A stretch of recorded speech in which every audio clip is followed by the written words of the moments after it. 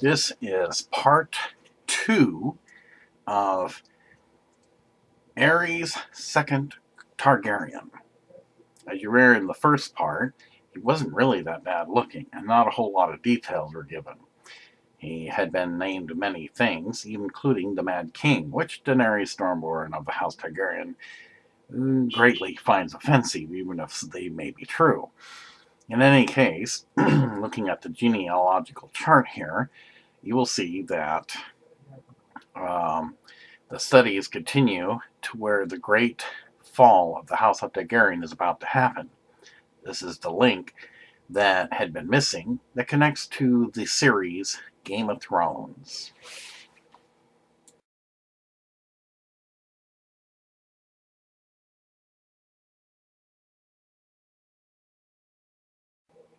This is the continuation of House Targaryen Genealogical History, Part 21. And in this lengthy introduction, as you can see here, this is what young King Aerys II Targaryen, Daenerys Stormborn of the House Targaryen's father, looked like. Not as they had shown in flashbacks, but in time, because this is going to be also the last time you see him looking this good, because of other things that will cause him to look scraggly and as if he is, as they claim, a Mad King. This will eventually show in the part that follows after this track of episode. A rift of some sort, for some unknown reason, somehow develops between King Aerys II Targaryen and his firstborn son, Rhaegar Targaryen. What the rift is, no one knows. They think that it could lead to a civil war, much like that when Queen Rhaenyra, during the Dance of Dragons, had started before the dragons had all but vanished. So stay tuned as we continue the second half of the introduction to Aerys II Targaryen and the great fall of the House of Targaryen.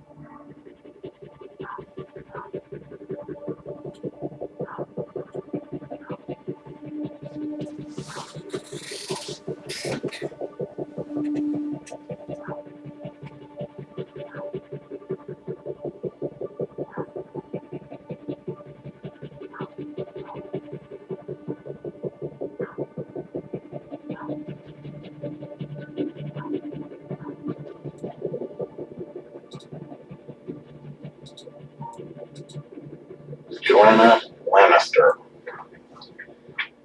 Joanna Lannister was a member of House Lannister who became Lady of Casterly Rock, the wife of Lord Tywin Lannister, the mother of Cersei, Jaime, and Tyrion.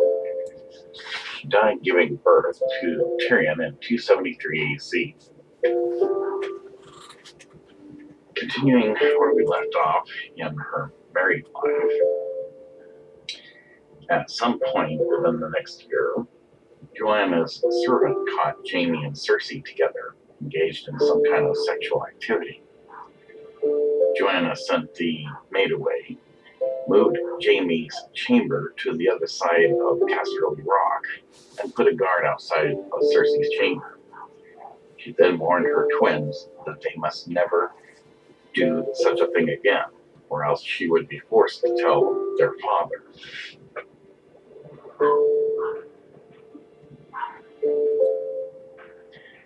Aegon Targaryen, son of Aerys II. Prince Aegon Targaryen was the third-born son of King Aerys II Targaryen and Queen Rhaella Targaryen. In history, Prince Aegon was born in 272 AC, 2 months premature, as his brother Daeron before him, Aegon did not live long. He died in 273 AC. At the time of Aegon's birth and death, his father, King Aerys II Targaryen, decided that Queen Rhaella had been unfaithful, and that none of Rhaella's stillbirths, Shayna in 267 AC, an unknown stillbirth in 270 AC, miscarriages in 263 AC, 264 AC, and 271 AC, or dead princes, Daenerys in 269 AC, Aegon in 273 AC, had been his. Quotes: "The gods will not suffer a bastard to sit on the Iron Throne," unquote, by Aerys II Targaryen in his anger over the death of yet another child.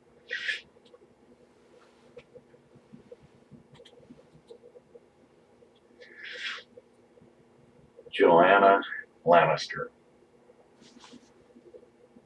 Not long after the sexual encounter that had been discovered between Jaime and Cersei Lannister, Joanna Lannister had suddenly died giving birth.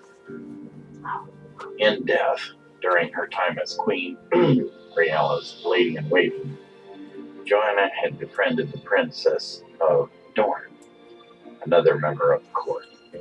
The Dornish princess had two children, Oberyn and Elia Martell, who were not yet promised in marriage, so the two women planned to have their children be wed to each other.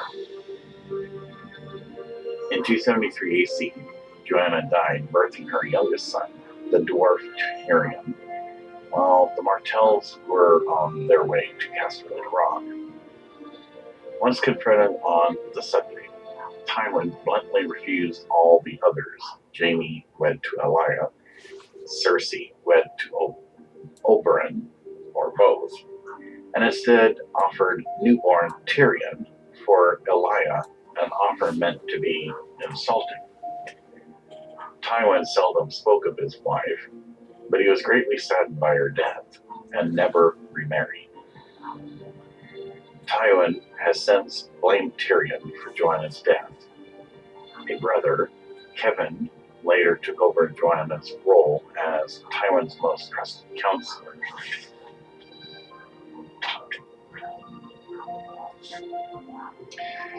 Tyrion Lannister. Tyrion Lannister is a member of House Lannister and is the third youngest child of Lord Tywin Lannister and the late Joanna Lannister.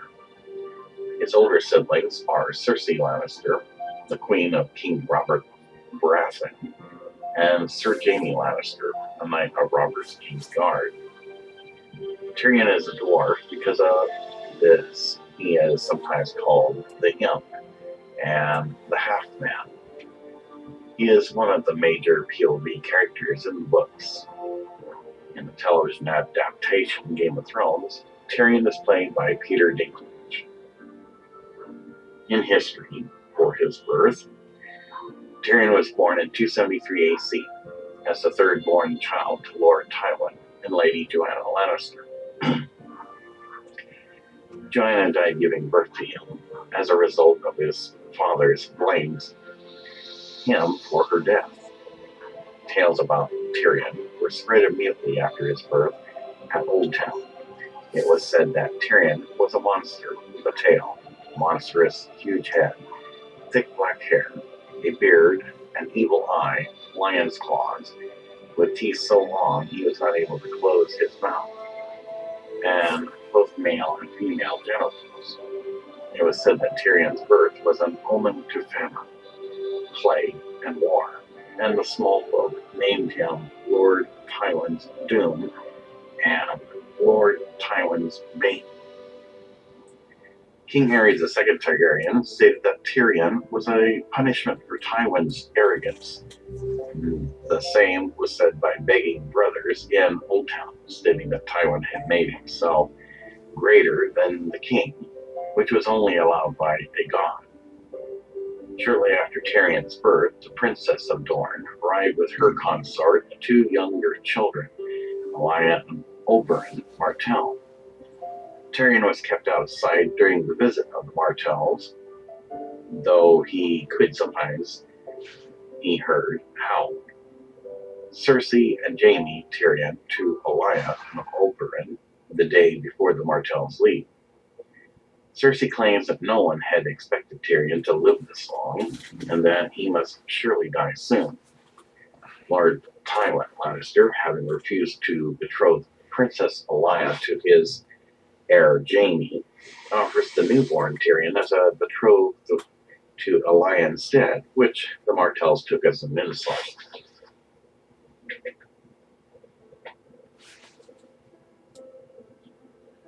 Loras Tyrell. Sir Loras Tyrell, also known as the Knight of Flowers, is a knight of House Tyrell, and the third son of Lord Mace Tyrell of Highgarden, and his wife, Lady Alury Hightower. He is a highly skilled knight and jouster. His tournament successes, dazzling good looks, and ostentatious showmanship has made him a celebrated figure in the courts of the Seven Kingdoms. In the television adaptation Game of Thrones, Loras is portrayed by Finn Jones.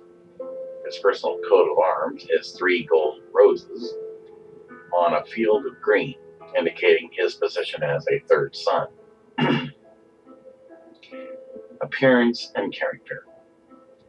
Loras is exceptionally handsome with long, flowing brown hair and golden eyes. Tyrion Lannister thinks Loras is beautiful and already a legend, and that half the girls in the Seven Kingdoms want to bed him and all the boys want to be him. Sansa Stark also thinks Loras is beautiful and that he is lithe and graceful with wonderful eyes. Despite his youth and slender frame, Loras is a capable warrior, using swords, axes, and morning stars to deadly effect.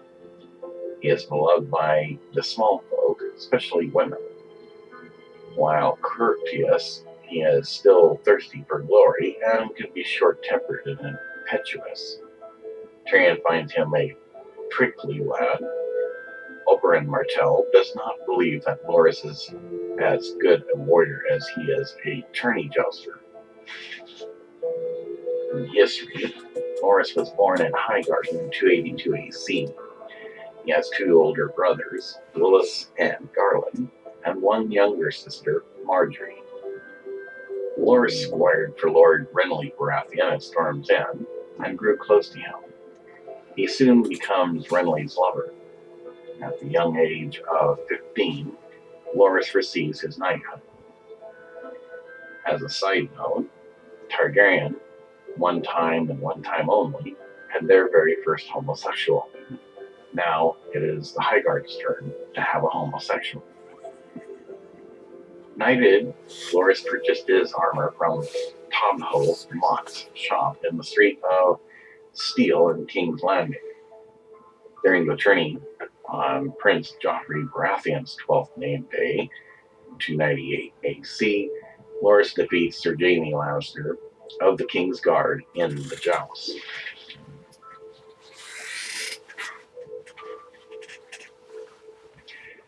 Luther Tyrell, son of Morin Tyrell.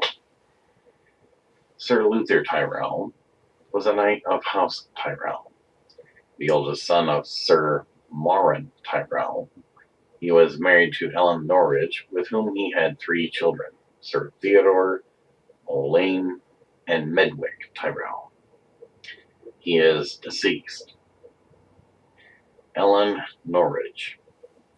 Ellen Norridge is a member of House Norridge and the wife of Sir Luther Tyrell. They have 3 children, Sir Theodore, Olayne, and Medwick Tyrell.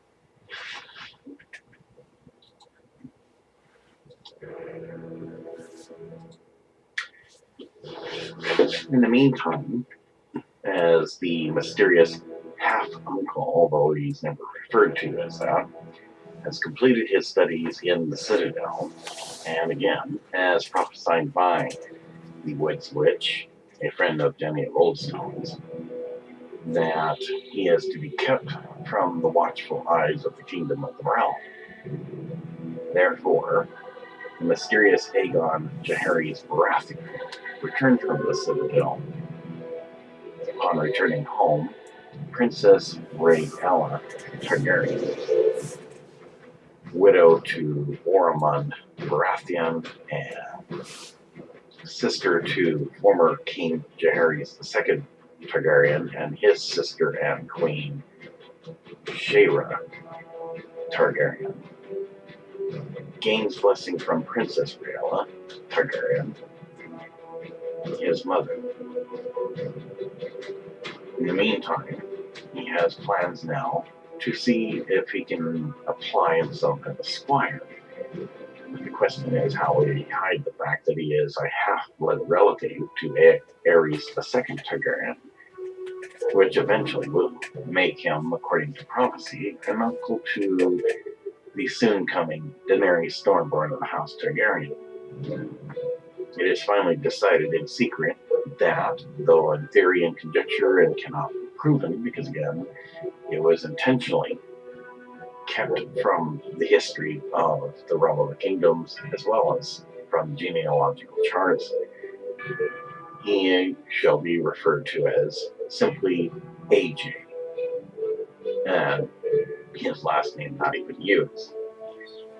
So in which case, it would seem to be a good plan to where nobody will give it a second thought, and perhaps, hopefully, they will take him seriously and allow him to work into the Palace King's Landing to squire for Aerys II Targaryen.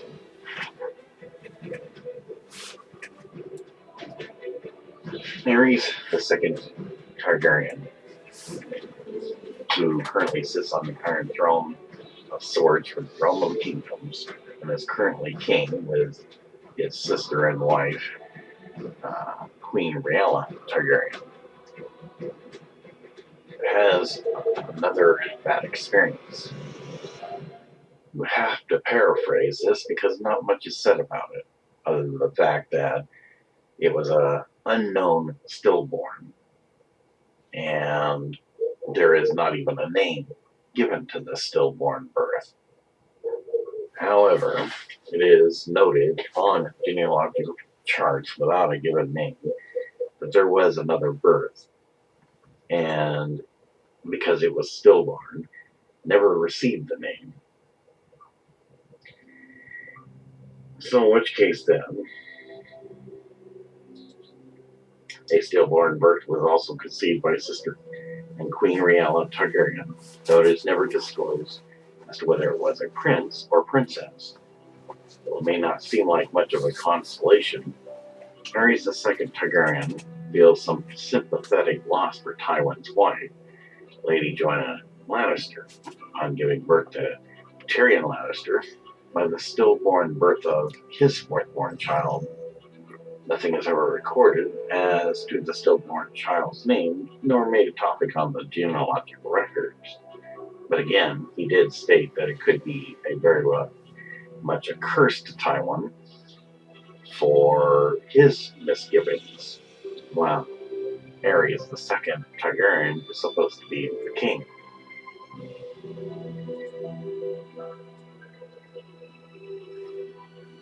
Aegon Jaehaerys Baratheon, or in this case, to keep under the watchful eyes of the realm of the kingdom,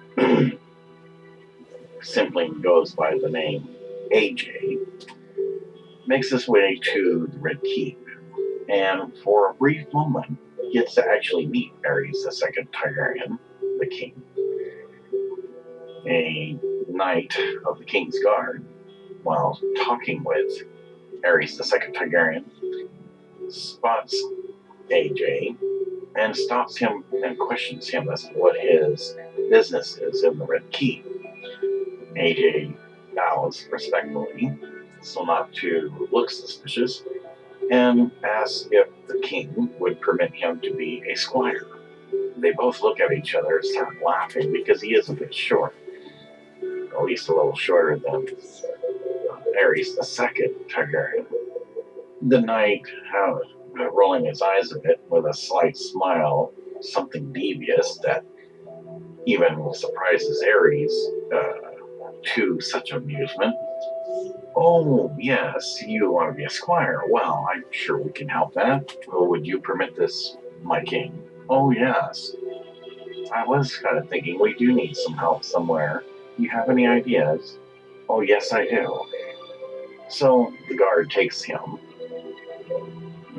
like a uncle would with his hand on AJ's back.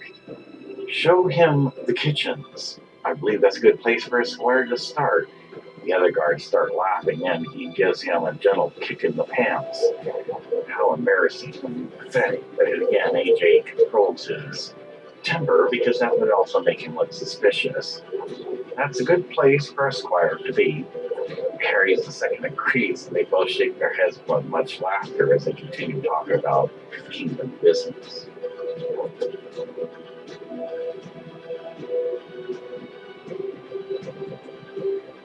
Theodore Tyrell. Sir Theodore Tyrell was the eldest son of Sir Luther Tyrell and Helen Norwich. He is married to Viserys. They have two children, Eleanor and Luther III.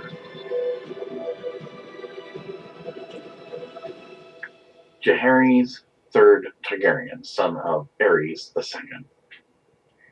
Prince Jaehaerys III Targaryen was the fourth-born son of King Aerys II Targaryen and Queen Rhaella Targaryen. In history, Jaehaerys' birth in 274 AC seemed to abate the madness that was rising in King Aerys II Targaryen, who was so joyful he seemed to become as he had been in his youth. Jaehaerys died later in the same year, though, causing Aerys to despair. The rageful king blamed the prince's death on his wet nurse and had her beheaded. Later deciding that the royal mistress, the daughter of a household knight, had poisoned his son, Aerys tortured the girl and hurt her family to death. The entire family admitted to the murder, though their confessions differed greatly. This led to Aerys fasting for a fortnight, making a walk of repentance and praying with the High Septon before announcing that he would remain loyal to Queen Rhaella again. During the time of his fasting, he goes into the great Sept temple, praying much to the many seven gods, vowing never to have infidelities. And upon a long period of time of having done this, Queen Rhaella Targaryen is released from her holdings.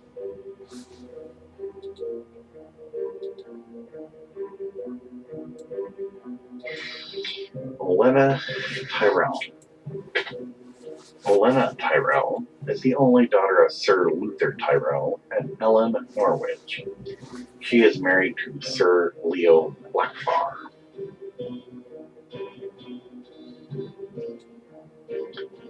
Aerys II Targaryen, of his early reign, Part 2. While Aerys was compassionate at first, comforting Rhaella in her grief, he turned suspicious in time by 270 AC. He had decided that Rhaella had been unfaithful to him, and that none of the stillbirths miscarriages and dead princes had been his. The gods would not want a bastard to sit the Iron Throne. He soon confined Rhaella to Maegor's holdfast and ordered that two septas would sleep in her bed from that moment forth to ensure she would remain faithful.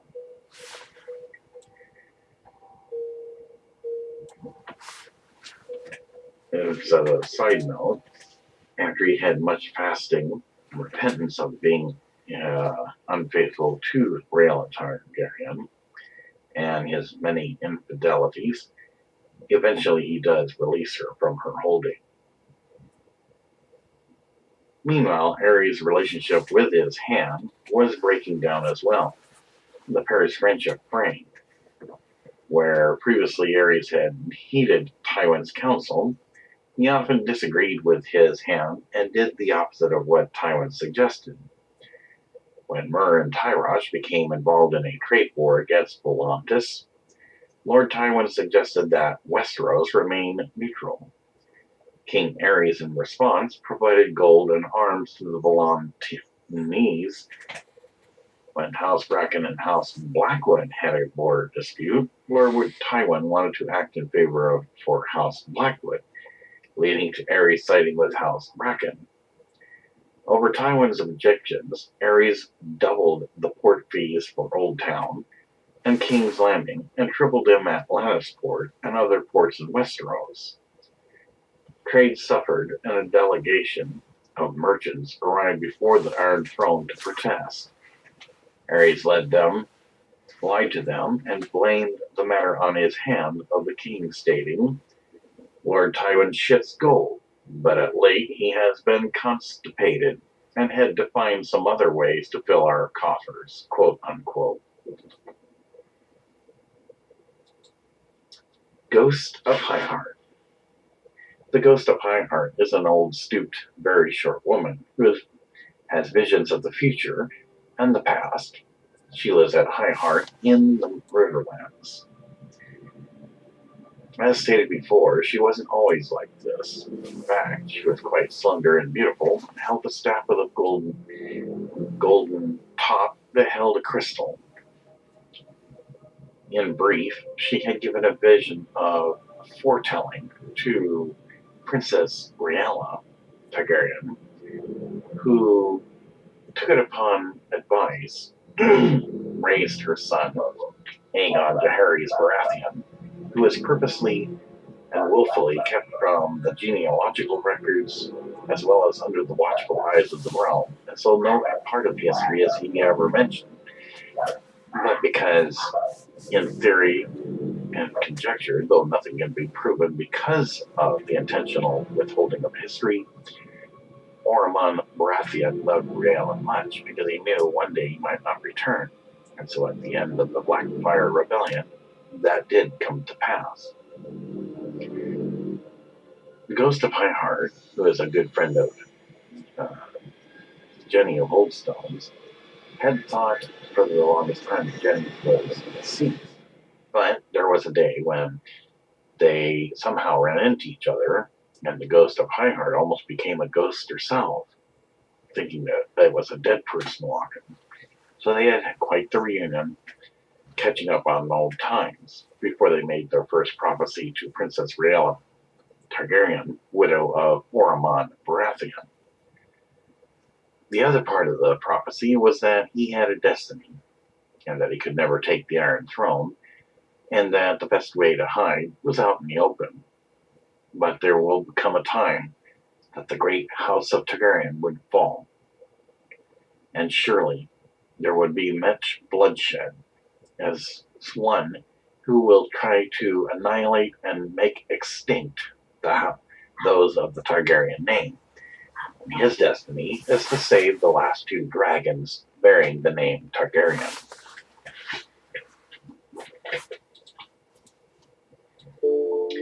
Once again, in part 3 of Aerys II Targaryen's early reign, Aerys restored the port fees to the previous levels, which won him much popularity and acclaim for himself, whilst the king's lies and actions left Tywin with nothing but scorn. Aerys objected to many of Tywin's appointments and filled the offices with men of his own choosing. When Tywin suggested his own brother, Sir Tygett Lannister, as Master-at-Arms for the Red Keep, Aerys appointed Sir William Darry instead. By now, Aerys had become aware of the tales being told in his kingdoms, that it was Lord Tywin who truly ruled the Seven Kingdoms, and that Aerys was but a hollow figurehead. These statements greatly angered the king. When Lord Tywin, captain of guard, Sir Ilyn Payne, had been overheard to repeat this statement, Aerys had the man's tongue torn out with hot pincers. The angered king became determined to disprove the tales and to humble Tywin, his overmighty servant, quote unquote. putting him back into his place. In 272 AC, to celebrate Aerys' 10th year on the Iron Throne, Tywin hosted the anniversary tourney in King's Landing. Lady Joanna Lannister returned to the court for this event, bringing with her her 6-year-old twins, Cersei and Jaime. Drunkenly, Aerys asked Joanna if nursing her children had ruined her breasts. Whilst the question was a great amusement for Lord Tywin's rivals, it humiliated Lady Joanna. Lord Tywin attempted to resign the next morning, but Aerys refused to accept, and thus Tywin Lannister remained head of the king. Courtiers at the court who wished to win the king's favor and gain advancement soon learned the best way to gain the king's eye was to mock and make jakes about Lord Tywin. King Aerys continued to undermine and slight his hand, which amused many lords who were rivals of Lord Tywin or who simply disliked the humorless man. Tywin Lannister suffered all these slights in silence, never showing any public display of weakness. When Joanna Lannister died in childbirth in 273 AC, the king had been heard to remark that Joanna had died and Tywin had begotten his dwarf son instead from the gods, quote, to teach him some humility at last, unquote. These reports would reach Casterly Rock, where Lord Tywin was in mourning. From that moment on, all the old affection between the old childhood friends was gone. Yet still, Lord Tywin continued to serve the realm as hand of the king, whilst King Aerys grew increasingly violent, suspicious, and erratic.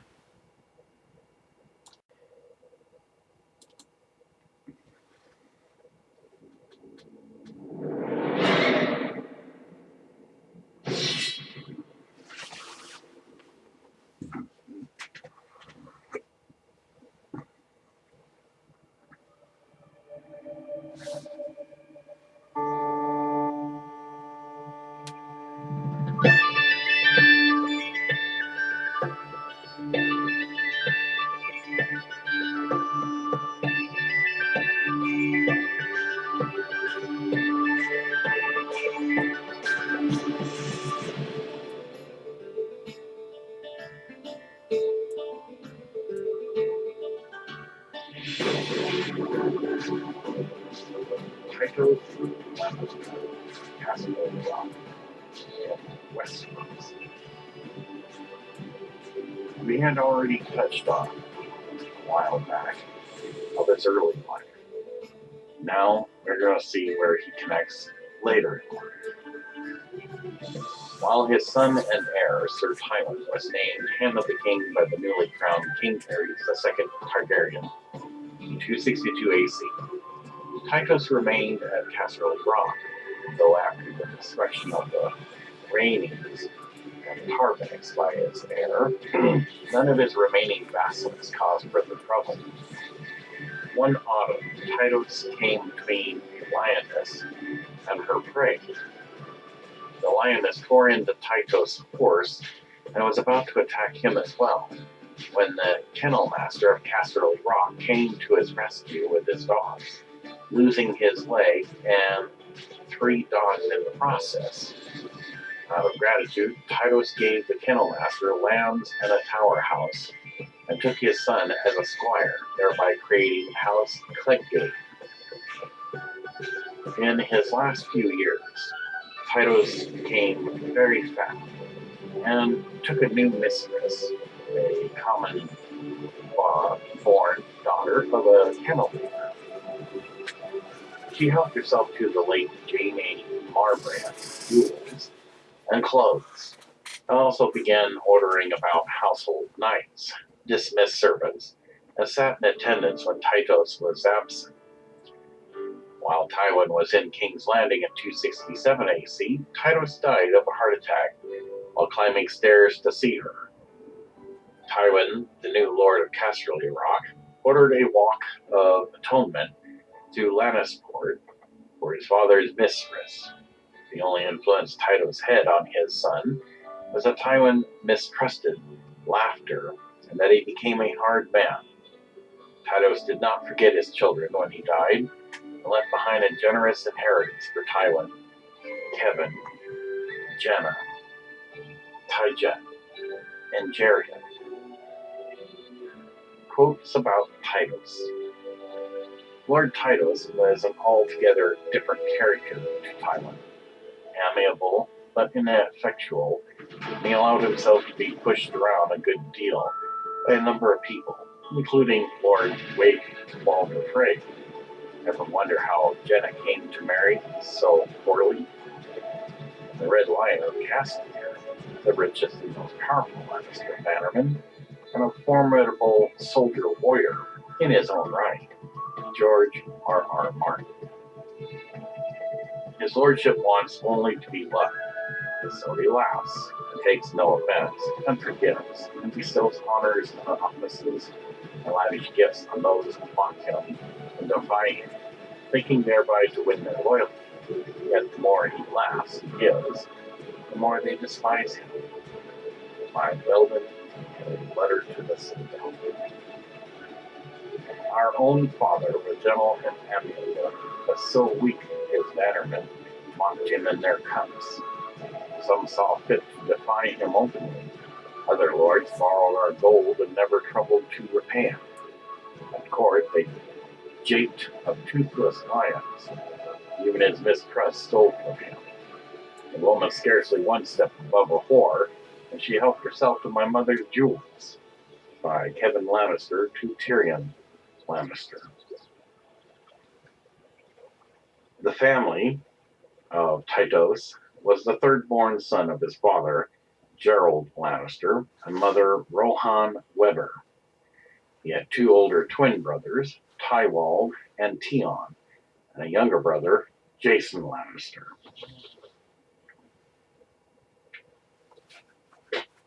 Medwick Tyrell. Medwick Tyrell is a chained maester of the Citadel. He is the second son of Sir Luther Tyrell. Viserys III Targaryen. Prince Viserys Targaryen is the heir of his father, King Aerys II Targaryen, following the death of his older brother, Prince Rhaegar, during Robert's Rebellion. The war turned Viserys and his younger sister, Daenerys, Princess of Dragonstone, into exiles from the Seven Kingdoms who could only plot to regain control of the Iron Throne. He styles himself as Viserys of the House Targaryen, the third of his name, King of the Andals, the Rhoynar, and the First Men, Lord of the Seven Kingdoms, and Protector of the Realm, as he had been declared King Viserys III Targaryen by his mother Rhaella Targaryen on Dragonstone early in his exile. For the rest of the world, Viserys is known as the Beggar King. In television adaptation, Game of Thrones, he is portrayed by Harry Lord. Appearance and character. Viserys possesses the classical Valyrian features. He has pale skin, silver blonde hair, and pale lilac eyes.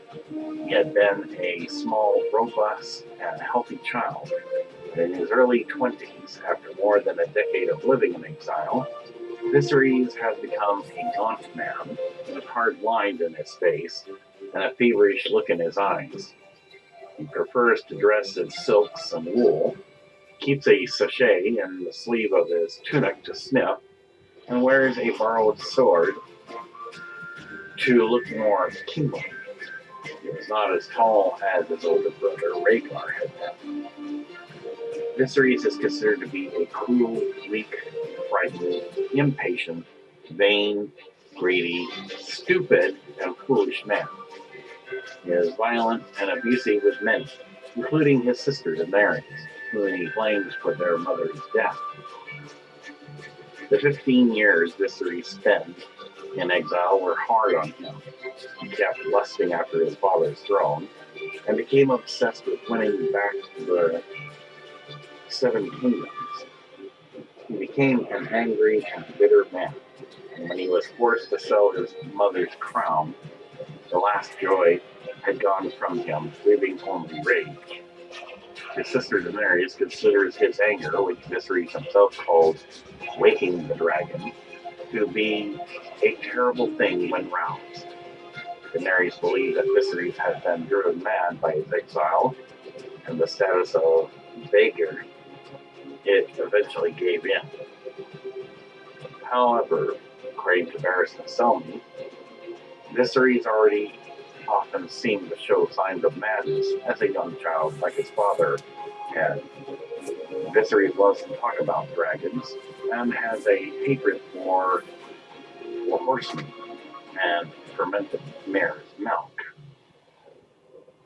In history of his early life, Prince Viserys was born in King's Landing in 276 AC to King Aerys II Targaryen and his sister wife Queen Rhaella, the first child to survive in the 7 years since their son Rhaegar's birth, after multiple stillbirths, miscarriages, and infant deaths. Celebrated Viserys was small, but robust and beautiful. Aerys' paranoia made him fear for the infant's life beyond reason, however. The king's guard watched him day and night, and Rhaella was forbidden to be alone with her son. Aerys insisted that his food taster drink from the breast of Princess Wentworth to make sure she had not poison on her nipples. The king burned gifts sent by Westerosi lords, thinking they might be cursed. Lord Tywin Lannister hosted a tournament in honor of Viserys' birth in Lannisport. Only Aerys and Rhaegar attended from the royal family. When Rhaegar married Elia Martell in the Great Septa Baelor in 280 AC, Aerys refused to allow Viserys to attend. In a particular scene, you can imagine that this would be something unusual. And so it would show that the food taster comes in upon being summoned by Aerys II Targaryen. I want you to suck her nipples, not for pleasure, but I want to make sure there is no poison to my son Viserys. My king. Well, get on with it. So he gets on his knees, and she does have very big tits. So he licks them until they get big and hard and sucks them. Then, while he has her big hard nipples in his mouth, looking up Aerys II. All right, you can get that out of your mouth now. That's not for you. That's for my son. I didn't pay you to come in here to get pleasure over sucking her nipples. That'll be all. So he gets up off his knees and leaves. Good help, it's so hard to find these days. And so thus ends the scene of an erotic moment where a man gets to suck big hard nipples.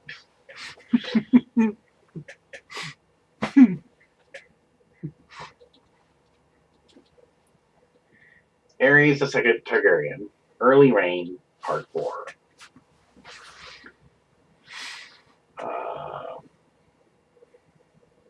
The king's madness abated slightly with the birth of another son, who he named Jaehaerys in 274 AC.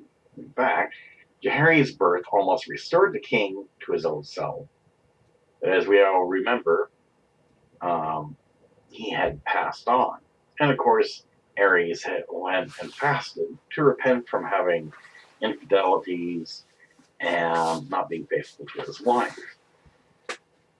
As it goes on then into part 5, we learn that in 276 AC, Rhaella gave birth to a son named Viserys. While the child was healthy enough, Aerys was paranoid about the boy's safety. Kingsguard knights were ordered to stand over the babe day and night. No one, not even Queen Rhaella, was allowed to be alone with Viserys. Gifts that came from all over the realm for the new prince were piled up in the yard and burned on Aerys' orders, as the king feared they might be cursed or in sorcery. When Rhaella's milk dried up, Aerys made his own food taster suckle on the nipples of the wet nurse to ensure there was no poison on them. Later that year, Lord Tywin Lannister staged a tournament in honor of Viserys' birth at Lannisport. It has been suggested by history that this tourney was arranged as a gesture for reconciliation. At this tourney, Lord Tywin proposed a marriage between his daughter Cersei and Prince Rhaegar to King Aerys. However, Aerys' fears of Tywin's power and ambition led him to reject the offer rudely, saying that Tywin was a mere servant of the crown, and no servant's daughter was fit to marry a prince of royal blood. The tourney ended with a final feast, and Aerys departed in a chilly atmosphere. Tywin would not forget the insult. Again, as an extra note, purposely keeping under the watchful eyes of the realm of the kingdom, the mysterious uncle, Aegon Jaehaerys Baratheon, decides that he needs to do something better than just be a squire in the kitchen. And if he's to keep his eyes open and hide out in the open, this is not the best way to do it. So, since he has time off from doing palace duties, he decides to put on some armor, like that of a mysterious knight, and enter into the tournament. No one seems to know who this is, and so not much is said about this one in chrome armor.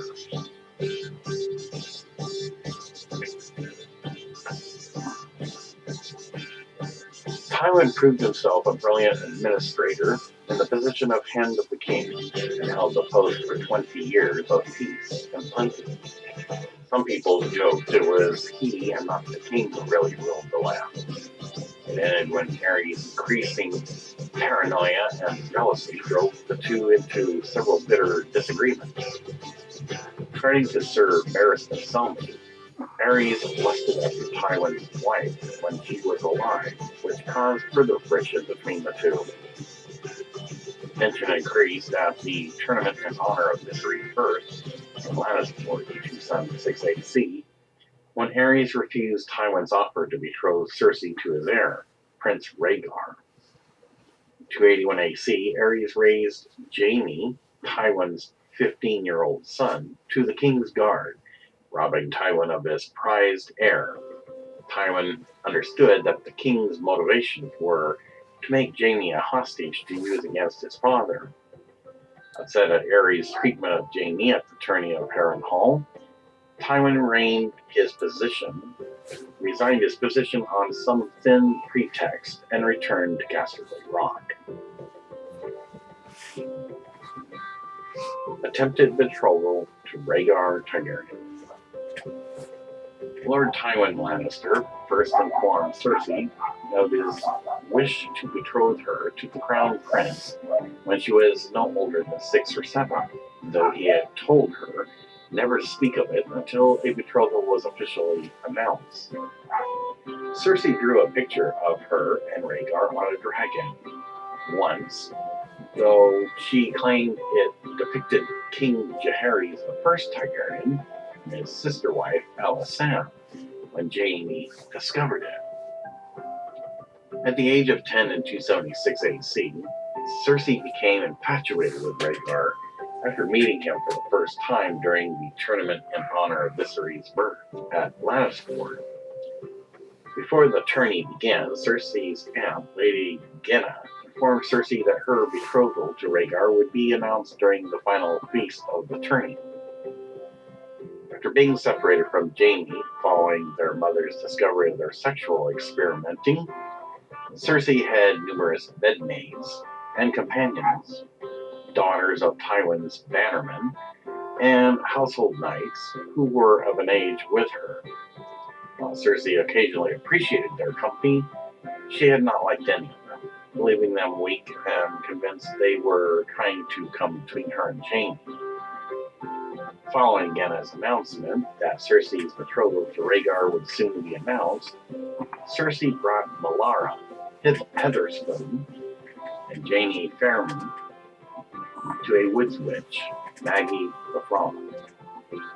After Jaime fled out of fear, Cersei inquired as to when she and Rhaegar would wed and how many children they would have. Maggie correctly predicted Cersei's marriage with the king and the amount of children both would have. She went on to prophesy that Cersei would outlive her children, who would die as kings and queens. That after everything she had was taken away by a younger and more beautiful queen, the Valonqar, would come to end her life. Melara suggested that if they never spoke about it, the prophecies would not come true. However, Melara died shortly after their visit to Maggie, and it is implied that Cersei killed the girl to prevent her from speaking of the prophecies. After Melara's death, Cersei inquired with the Septa, Saranella, about the meaning of Valonqar, who informed her it was High Valyrian for little brother. Cersei eventually became convinced that Tyrion was the Valonqar Maggie spoke of, resulting in her despising and mistrusting him even more than she had before. The prophecy of the Valonqar has continued to haunt Cersei. After the guests left the Westerlands, Cersei learned from her aunt that Tywin had proposed a betrothal to King Aerys II Targaryen, but Aerys refused Cersei as a bride for his son and heir. Melara Heatherspoon. Melara Heatherspoon is a member of House Heatherspoon, a childhood friend of Cersei Lannister. Perhaps they were, like, as a side note, best of friends. Appearance and character. Cersei describes Melara as a girl older than Jaime Farman. She is contrasted to the fat Jaime, implying Melara was slender or outright skinny. Melara was pretty, though she had freckles. The girl was healthy as a little horse. Cersei has troubles recalling what Melara looked like. The memories faded as the years went by. Cersei thinks of her as bold, certainly bolder than Jaime, and possibly bolder than Cersei herself. In history, Melara, then 11 years old, visited Maggie the Frog with Cersei Lannister and Jaime Farman during the tournament in honor of Viserys' birth in 276 AC. After hearing whispers that Maggie could tell futures, Jaime fled when Maggie opened her eyes to greet visitors, but Melara and Cersei stayed and insisted on hearing their futures. Melara was present when Maggie made the prophecy of the Valonqar, High Valyrian for little brother, to Cersei Lannister. Melara asked if she would one day marry Jaime Lannister, but Maggie told her that she would die that night, and her death was close. Many years later, Cersei told Tanya of Myr that Maggie's prophecy had come true. Melara drowned in a well. It is implied that Cersei herself killed Melara by pushing her into the well and leaving her to drown. Maggie the Frog. Maggie the Frog was a fortune teller from Lannisport who dealt in cures and love potions. Her true name has been forgotten, while Maggie was likely a bastardization of the word Magi. The television adaptation Game of Thrones, which she is portrayed by Jodie May. Appearance: Maggie was squat and warty, crusty yellow eyes, no teeth, and pale green talons. She spoke in a croaking, accented voice. Viserys could not pronounce her real name, which was long and foreign-sounding. Some considered her a priestess or a half-mad witch woman. Maggie conducted business in a dark green tent with a tall, peaked roof. As a side note, and based on who she was portrayed by, Maggie the Frog was actually not too bad looking and was not that warty after all. But again, depending on the prophecy, no one could really remember what she looked like. In history, Maggie came to Lannisport as a younger woman, brought by her husband, who had been trading saffron and pepper in Essos. Lord Tytos Lannister ennobled their worship son, the founder of House Spicer, as a petty lord.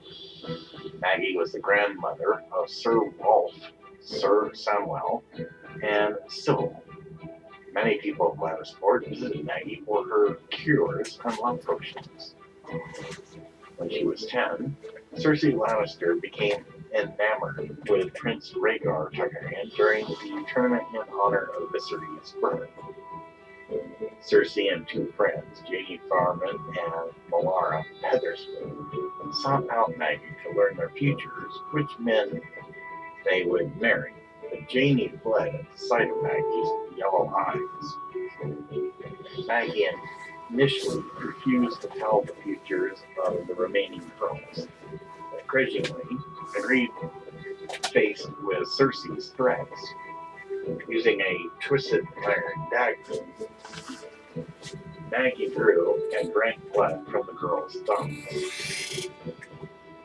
Maggie allowed Cersei 3 questions and made the prophecy of the Melanchoir, that is High Valerian, her little brother, which haunted Cersei thereafter. When Melara took her turn, Maggie predicted that she would die young and hinted that it would be by Cersei's hand.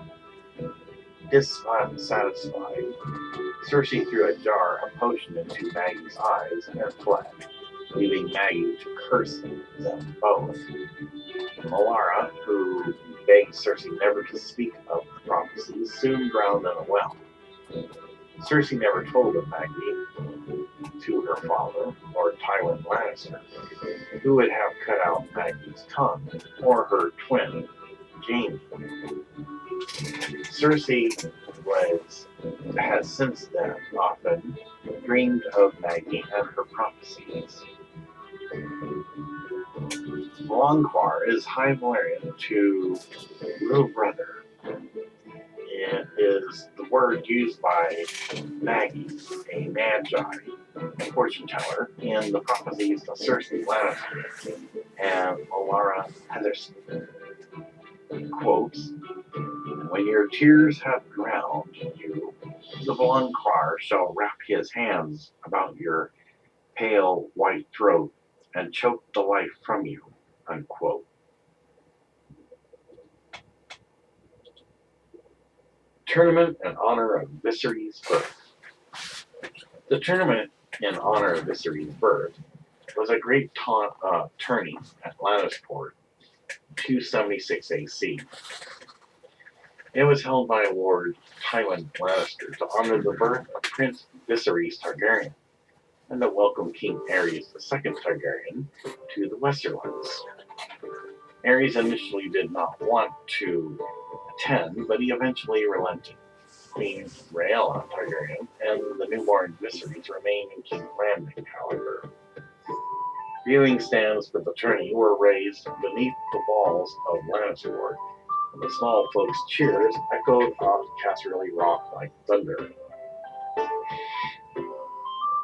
In history, then 10 years old, Cersei Lannister was infatuated when she saw the 17-year-old crown prince, Rhaegar Targaryen, who was newly knighted.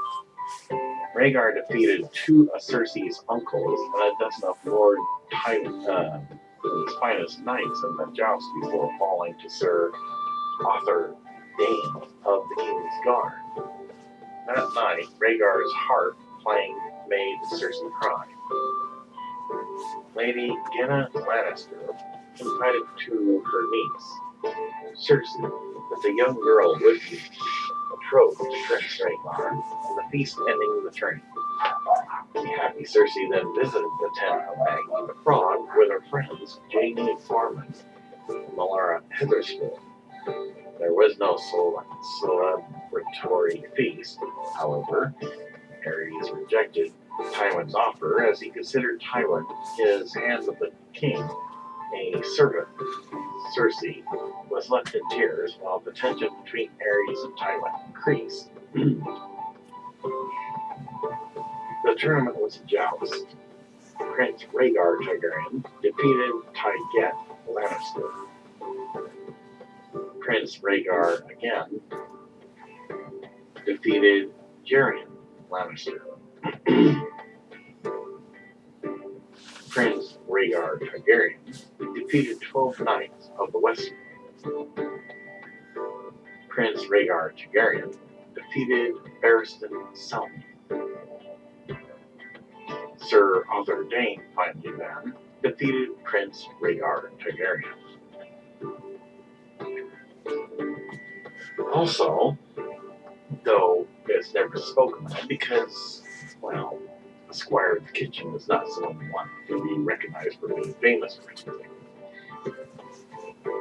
Therefore, though theory and conjecture and cannot be proven, because again, hiding under the watchful eyes of the Roman kingdom, not to mention it was intentionally kept from history and genealogical records, that Aegon Jaehaerys, or Absalom, decided to make the chance of trying to become something other than a squire for the soup kitchens. Therefore, when it was announced if there was anyone else to face off the tournament, it came about that this was his chance.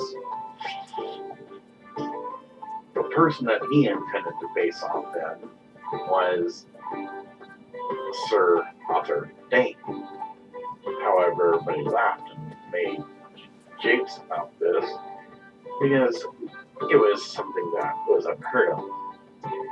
But Aerys II decided that it would be probably for the best. That way the soup kitchen squire can learn a lesson. But it was something that they were not expecting. Aegon Jaehaerys Baratheon takes his position, as does Arthur Dayne. Eventually, as they got close, riding hard, there was a loud clatter, and to everybody's shock as they stood up, Aegon defeated Arthur Dayne. At first, it looked like Aegon was about to be discovered because they wanted to know who he was, where he came from, and everything about him. However, Aerys II dismisses it and finds it amusing. And then, perhaps, makes a point that, without drawing attention to themselves, perhaps if they want to know something about him, to investigate it themselves without Aegon's knowing. But in the meantime, had Sir Arthur Dayne assured that this will be kept off the records so that his reputation is not tarnished because he was unhorsed by a squire of the kitchen, and then sends word to Aegon to Aerys secretly that he shall become a lord because it would be most prudent to raise him from the status he's at and that he should do other duties. As further jakes and jokes, that now instead of being in the kitchens, he shall shovel the ship from the stables. As if that were punishment enough. Serenella. Serenella was a subject of the Phases VII in service to House Lannister, and Cersei Lannister was a young girl. In history, after Melara Heatherspoon drowned, Cersei Lannister asked the descendant Serenella the meaning of the word Valancourt. She responded that it means, quote, little brother, unquote, in High Valyrian. Renly Baratheon. Renly Baratheon is the Lord of Storm's End and Lord Paramount of the Stormlands. The younger brother of King Robert I and Lord Stannis, Renly serves as Master of Laws on Robert's small council. In the television adaptation of Game of Thrones, Renly is played by Gethin Anthony. In history, Renly Baratheon was born in 277 AC. Renly was the youngest of the three sons of Lord Stephen Baratheon and Lady Cassandra Esteban. Desmond Redwine. Sir Desmond Redwine is a knight of House Redwine. He is married to Denise Hightower, and they have one child,